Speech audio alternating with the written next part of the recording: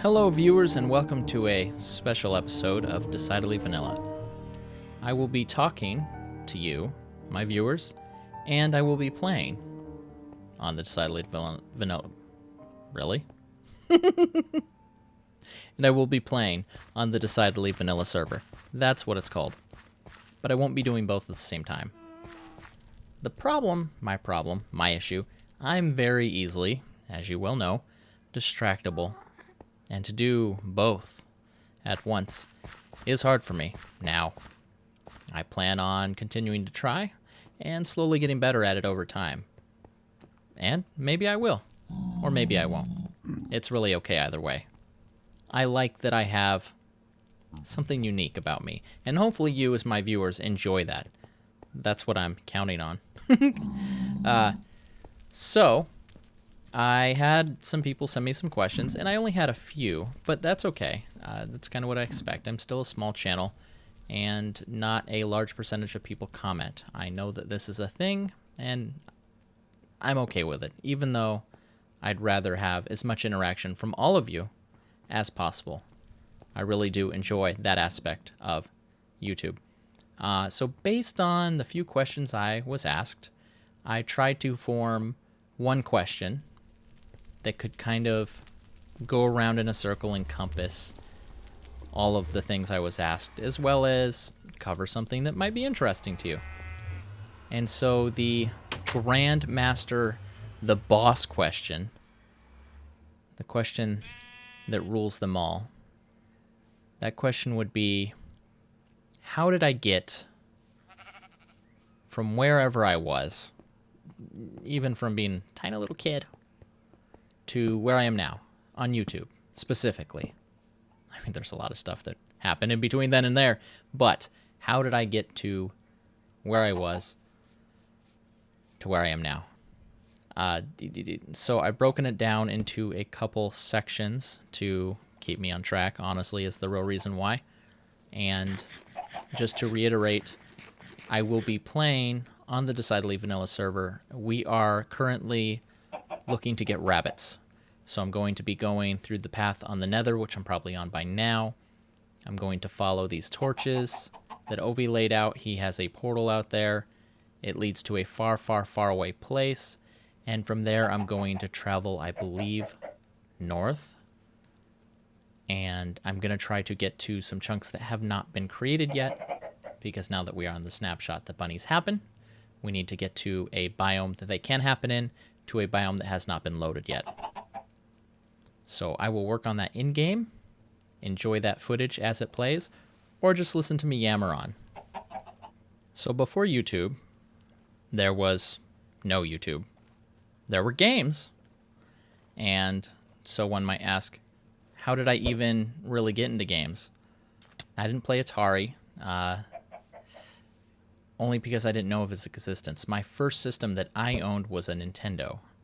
And I think one of the first games I really enjoyed was Super Mario Bros. 3. That was on the Nintendo, correct? Yes, it was. Yes, it was. I got to remember, I'm not mixing up memories here. That game was pretty cool. I enjoyed it. And I beat it only using warp whistles and the P-wings that let you fly through the levels. So that was kind of interesting. I never could beat the game. I probably still cannot beat it straight through, level to level to level to level.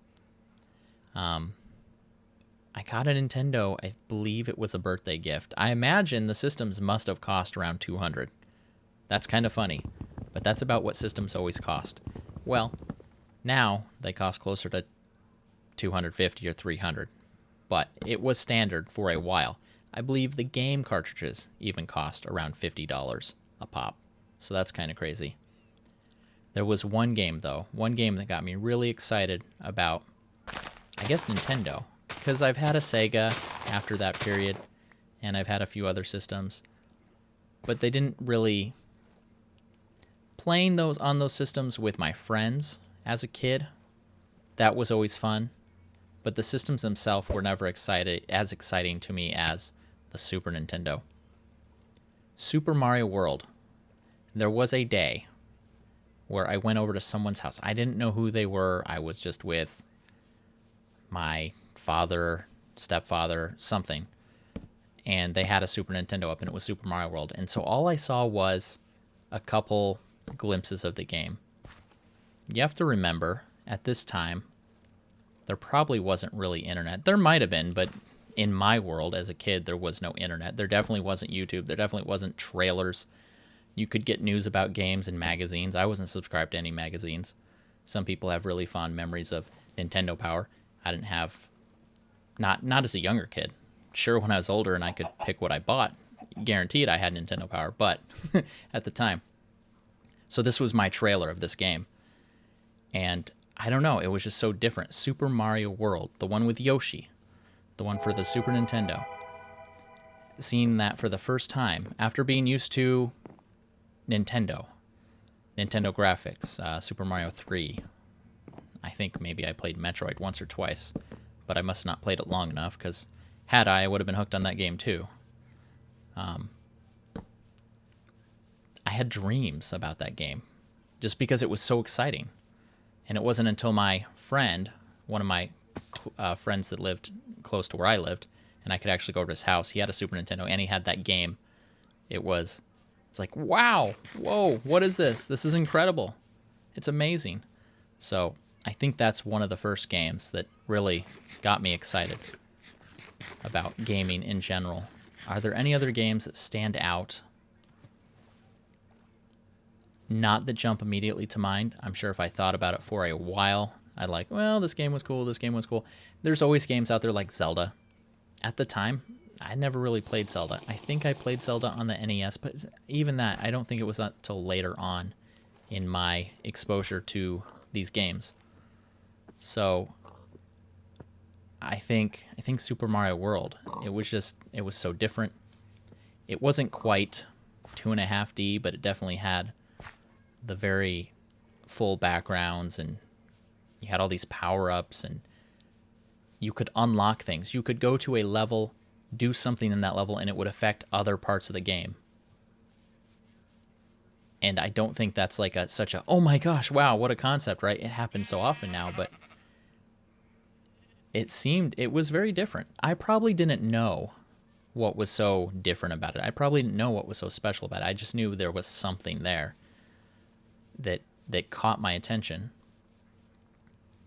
And you think I would have played it a lot more. I didn't, but even today, if I were to go back and play it, like, hey, this game's pretty cool. It's still a pretty cool game by today's standards.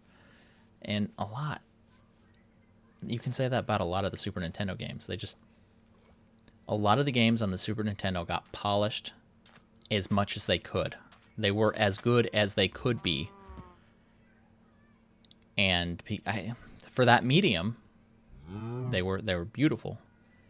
And so even lots of those games compared to today's games, sometimes you can say, like, this isn't as good as that game on the Super Nintendo from long. It's kind of sad, really, with all the stuff we can do. But that will bring us to Minecraft. Let's skip ahead past all the consoles, got a computer, and then Minecraft. How did I discover Minecraft? My first interaction with Minecraft was not a positive one. It wasn't a negative one, but it wasn't like a super exciting moment. I don't remember how I very first came across it, but it was free.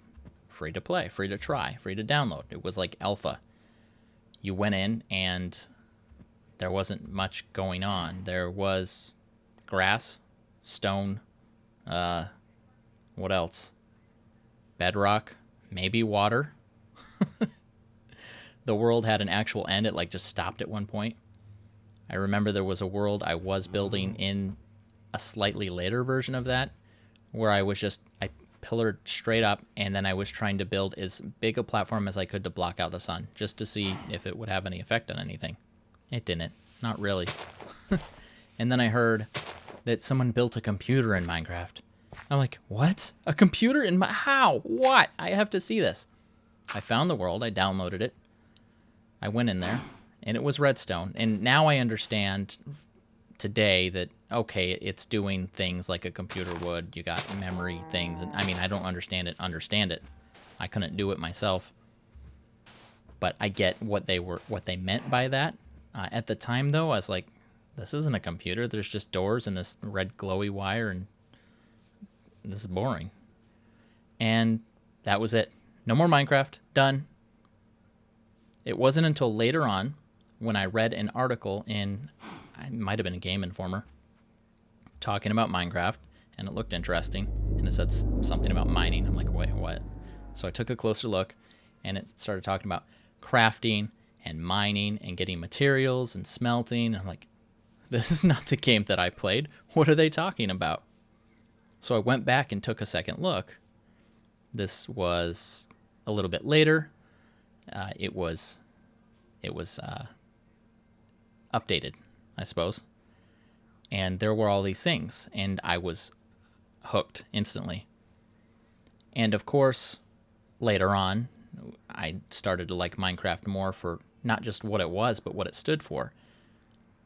Independent developer making a game on his own, not to make money, but to make something that he enjoyed, to make something that he would like to play, to make something that, I don't know, just to make something. And also the fact that they'd release it and they'd take feedback from the community, and the community was just building and building and building. And there's a lot of games out there where the main place where players talk about it, the forums, are usually not official forums. But Mojang had it down, and they had their player base, and they communicated with them, and they were connected. And so the Minecraft forums, officially by the game maker, that's where everybody is. And there's a lot of games out there where that's not true.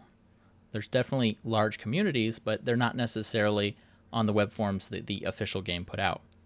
Sometimes those gamers are like, you don't really know what we want. But we know what we want, and we'll talk to the people that we want to, and we'll have a community because we want to.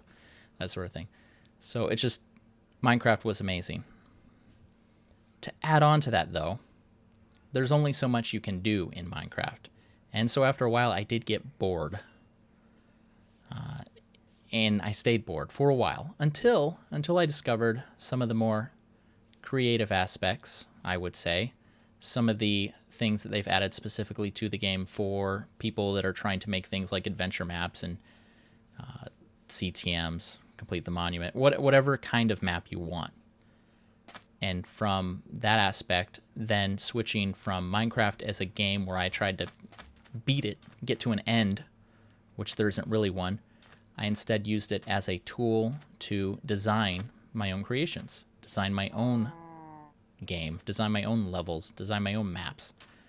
And so that got me hooked there.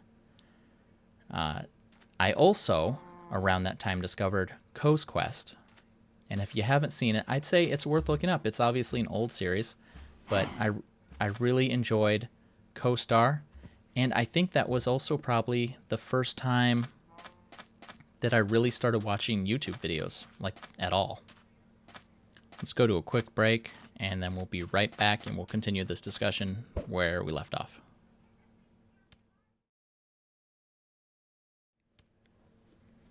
I can't honestly say what prompted me to start actually making videos, however, on YouTube. Originally, I made my YouTube account so that I could hold playlists of people who did playthroughs of my maps, because I was really excited about those, and I wanted to kind of promote that as much as I could. But eventually I decided it'd be fun to try. It'd be fun to do a playthrough of my own map, and I think that was one of my first series. And I'd like to think I hit the gate running. That's not the expression. I went through the gate running, something like that. I tried to go full bore from the start with, I don't think I had a calendar officially, but I definitely had, okay, I'm going to have this on Monday, and this on Tuesday, and this on Thursday, blah, blah, blah, that sort of thing. Mini-series, I think I was doing like one episode a week, because that's kind of how I can do it.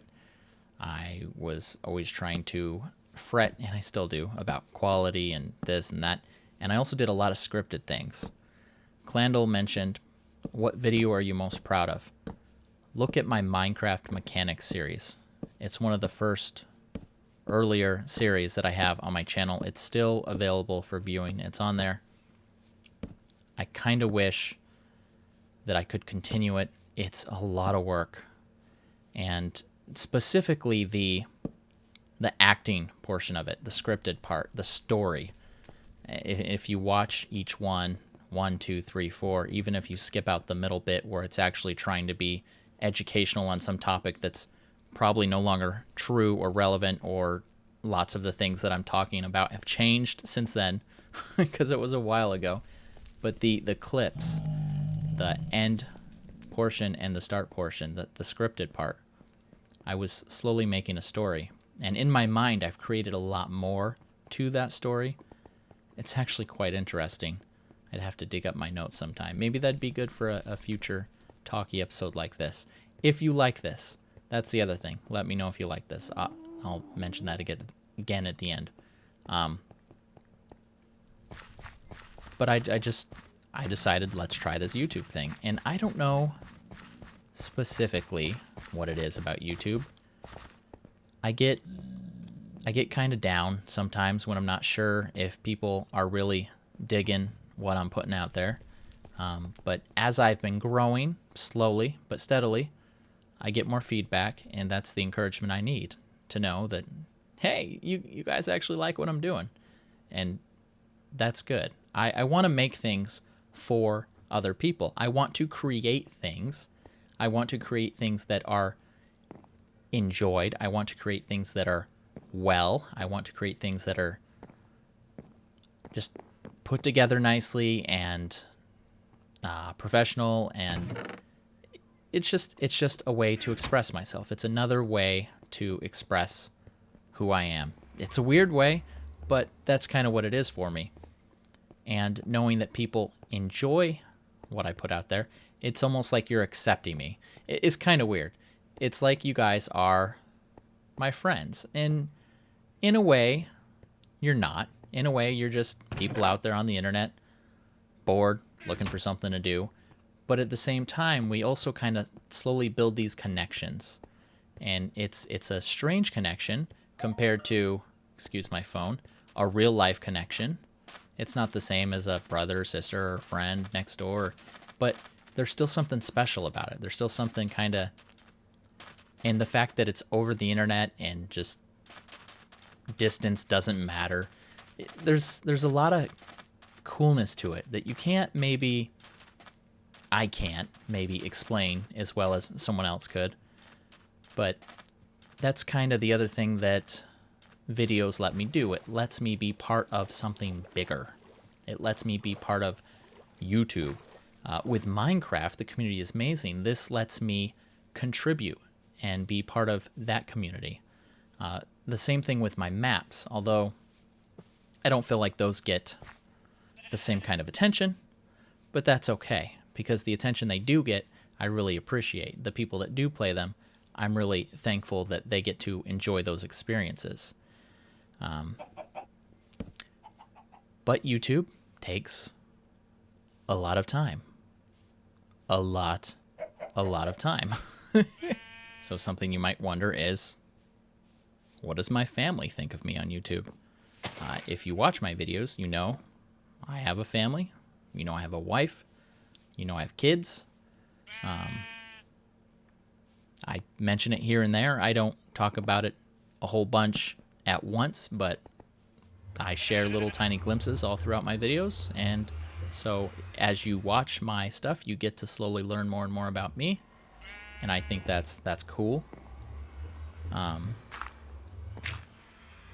What does my family think of me on YouTube? My wife supports me. She fully supports me. She'd have to. The amount of time that this hobby, let's be honest, I'm not earning money off it at this point, but I'd like to. And do I want to earn money off of this so that I can become rich? No. But I would like to earn money from doing this so that I can support my habit. Let's call it a habit. It's a hobby, but let's call it a habit, because I'm hooked, okay? I enjoy doing it. I love doing it. I need to be enabled to do it more, So that's why I always say, if you have not yet subscribed, please consider doing so. Subscribing is the best way to support me. Please like and share my videos, sharing is the biggest help. If you want to support me, sharing the videos, because then it gets out to people that haven't seen it. They might subscribe, they share it. It's a domino effect, really. My wife doesn't really watch my videos. She's busy. She's got a job, and she's putting together the house. And honestly, if I'm trying to get a lot of videos out, I'm maybe not helping out as much as I could. I'm really trying to find that balance. There's a couple series that I'm hoping to finish up soon, so I can just have them be released slowly over time. And then maybe I don't have as many series. I still have enough to keep all you guys entertained, and so we can keep interacting, but maybe not as many. Balance in all things. Balance in all things is good. My kids, they watch my stuff sometimes. My youngest one, he definitely loves to watch my stuff, and he's such a great fan. At the same time, he'll watch anything. And so I want to be like, oh, he really likes my stuff, but he really likes a lot of stuff.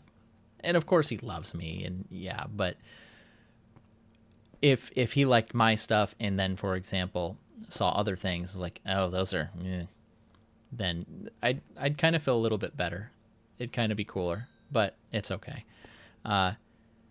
And the funniest thing, my youngest one, his name is Brendan. Now, let's just be clear. My name is Brandon. His name is Brendan. A lot of people said when I named him that it would cause a lot of confusion. I said, no, it wouldn't. And I still will declare, no, it will not. But it does. But I won't admit it because I said it wouldn't. He is one of maybe Swordfish's biggest fans. It's the cutest and funniest thing. And I think, Swordfish is great, but I think the real way that Swordfish hooked him is that little intro that showed the swordfish. And so it's instant recognition, and plus the swordfish looks cool. And he always starts out with, hi, this is Swordfish here, something to that effect. He says his name right away, so maybe I should be saying my name in the beginning of the video. I typically only say it at the end. And that's an interesting reason why I do that. It's kind of silly. Maybe that'd be something to talk about. Now, I'll forget that I mentioned I'm going to talk about this later, but maybe next time I line up a talking video, if you ask about that, then I'll go ahead and cover it. So my other kids, yeah, they watch some of my stuff.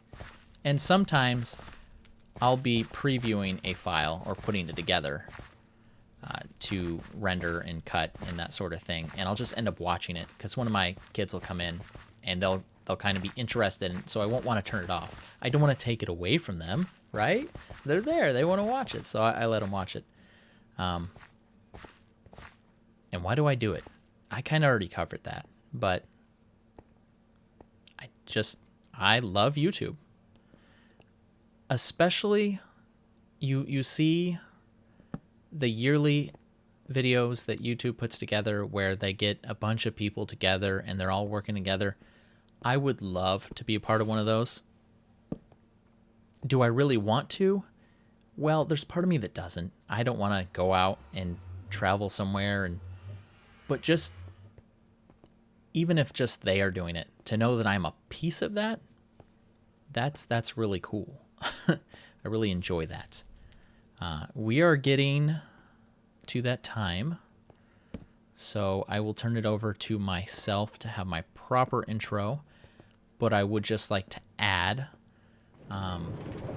if you enjoyed this, I probably said and a bunch of other noises repeatedly, which typically I try not to, but I'm focused more on thinking about answering the questions rather than my mode of speech. It can be difficult for me to focus on many things at once. ADD, baby! Part of who I am, a part of how I do some of the things I do. It's a superpower and a curse. If you enjoy this episode, where I just found something kind of mundane to do. Could have been caving, could have been anything else really. And just talking at you about a topic, let me know, because I could do more of these in the future. This takes me twice as long because I'm recording the discussion with you for about 20, 25 minutes, whatever it is. And then I'm also recording the gameplay footage for the same amount of time. So it's essentially going to take me twice as long to make this. But it's also kind of fun. And it's a different type of interaction. It's a different kind of video. But you really got to let me know. Do you like this format? Is it interesting? Is it fun? Because I'm here to entertain. If this is like, bRanN, I like it, guy, but it wasn't what I came to your channel for. That's okay. I want to hear that.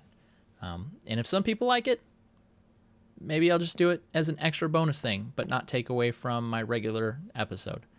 Just feedback. I'm here to be the channel that you want to watch.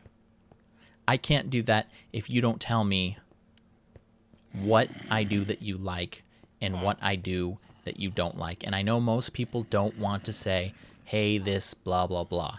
But you can say it in a nice way, and I will receive it well. So you don't have to worry about that from me. I'm here to grow. I'm here to expand. I'm here to get better at what I do. And I'm here to bring you guys all along on this ride with me. Now, I said I was going to cut out here, and I've continued to ramble probably for 2 more minutes, but that's what I'm good at. So I will, again, this time for real, turn it over to myself, where I will say goodbye. And please post those comments below. This has been bRanN. I will see you next video. Have a great day. Oh, look at these. The bunnies already accepted me as their overlord. This is going to be great.